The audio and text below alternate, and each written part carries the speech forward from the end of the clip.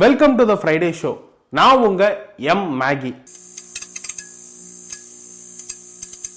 அதாவது பையன் டைரக்ட் பண்ண அப்பா ஹீரோவா எடுக்கப்பட்ட படம் தான் இந்த படம். பையனோட அப்பா பையன் காம்போ இந்த படத்துல எப்படி ஒர்க் அவுட் ஆயிருக்குன்னு பார்ப்போம். வாங்க இந்த படத்தை பத்தி பார்க்கலாம். ராஜகிளி இந்த மூவி ஒரு ஒன்லைன்ல சொல்லணும்னா, அதாவது ஒரு பெரிய கோடீஸ்வரர் ஒரு பொண்ணுங்க வீக்னஸ்னால எப்படி அழிஞ்சு போறாரு அப்படிங்கிறத பத்தி காட்டப்பட்ட படம் தான் இந்த படம். அதாவது தெரியல, இது மேபி நிறைய பேர் லைஃப்ல நடந்தாலும் நடந்துருக்கும்னு நினைக்கேன். அதனால ஆனால் அவங்க சொன்னது இது ஒரு ரியல் ஸ்டோரி இன்ஸ்பயர் பண்ணி எடுக்கப்பட்ட படம்னு சொல்லியிருக்காங்க.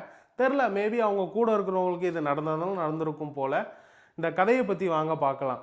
இந்த கதையை பற்றி பார்த்தோம்னா, தம்பி ராமையா ஒரு பெரிய தொழிலதிபராக இருக்கார்.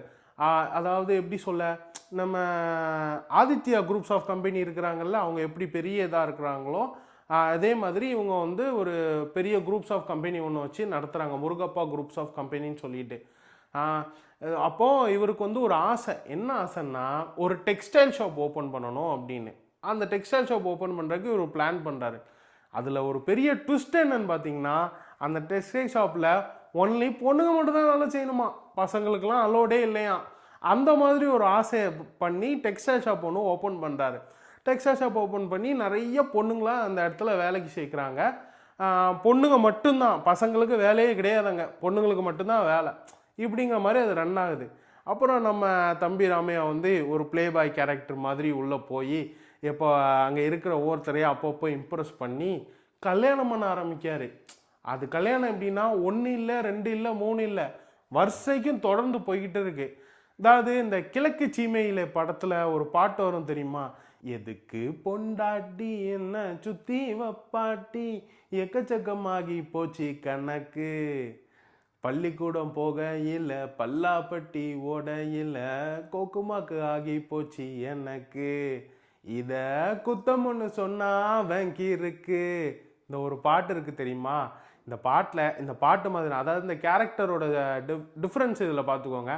அவர் பள்ளிக்கூடம் போகாமல் இதை ஒரு வேலையை வச்சுக்கிட்டாரு. இவர் பள்ளிக்கூடம் போய் பெரிய ஆளாகி இதை ஒரு வேலையை வச்சுக்கிறாரு. இதுதான் இந்த 2 கேரக்டரோட டிஃப்ரென்ஸ், சரிங்களா.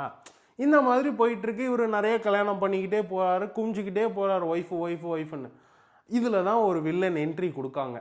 அந்த வில்லன் என்ட்ரி தான் இந்த படத்தோட ட்விஸ்ட்டு.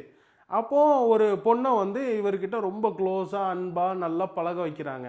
அந்த பொண்ணு இவங்கக்கிட்ட ரொம்ப க்ளோஸாக பழகுது. இவர் அந்த பொண்ணு மேலே ரொம்ப அடிக்டேட்டர். அதாவது மற்றவங்க மேலே இருக்கிற அடிக்டிவோட இந்த பொண்ணு மேலே ரொம்ப அடிக்ட் ஆகுறாரு. அந்த பொண்ணு தனக்கு வேணும் அப்படின்னு நினைக்கிறாரு.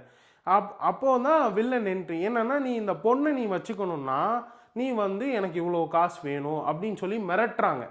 ஸோ இவர் அந்த பொண்ணு மேலே இருந்த அந்த அடிக்ஷனால் அந்த அமௌண்ட்டு ஃபஸ்ட்டு கேட்குற அமௌண்ட்டை கொடுக்காங்க, திரும்ப அமௌண்ட்டு கேட்காங்க, திரும்ப கேட்டுக்கிட்டு போகிறாங்க. இது வளர்ந்துக்கிட்டே போகுது. ஒரு கட்டத்தில் ரொம்ப டென்ஷனான நம்ம பிஸ்னஸ் மேக்னட், அதாவது தம்பி ராமையா என்ன பண்ணுறாருன்னா, அந்த வில்லனை கொல்லணும்னு பிளான் பண்ணுறாரு. அப்போ கொல்லணும்னு பிளான் பண்ணும்போது ஆட்களை இறக்கணும், அந்த பிளானிங்லாம் நடக்குது.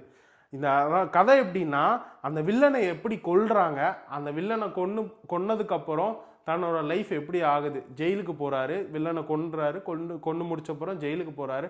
ஜெயிலுக்கு போனதுக்கப்புறம் தன்னோட லைஃப் எப்படி மாறுது அப்படிங்கிறத சொல்லப்பட்ட கதை தான். அதாவது படம் ஸ்டார்டிங்கில் அவரை பார்த்தீங்கன்னா அப்படி ட்ரெஸ்ஸு, செயின், 4 காரு, பங்களா இப்படின்னு ரொம்ப கெத்தாக இருந்தவர் படத்தோட எண்டில் முடி வெட்டுறதுக்கும் தாடி வெட்டுறதுக்கும் கூட காசு இல்லாமல் இருப்பார். இதை தான் இந்த படத்தில் சொல்லியிருக்காங்க. கண்டிப்பாக இந்த படம் பசங்களுக்கு ஒரு நல்ல ஒரு மீனிங் தரும். அதனால் கண்டிப்பாக இது பசங்களாக பாருங்கள், ஃபேமிலியாக இந்த படத்தை பார்க்க வேண்டாம். ஏன்னா நிறைய அடல்ட்டு காமெடி இந்த படத்தில் யூஸ் பண்ணியிருக்காங்க. அதனால இதை பசங்களாக பாருங்கள். பசங்களுக்கு கண்டிப்பாக இந்த படம் ஒரு நல்ல ஒரு கருத்தை சொல்லும் நான் நினைக்கிறேன். உங்கள் டைம் ஒதுக்கி இந்த வீடியோ பார்த்துட்ருக்க மெட்ராஸ் ஃபிலிம் சிட்டி சேனலுக்கு தேங்க்யூ.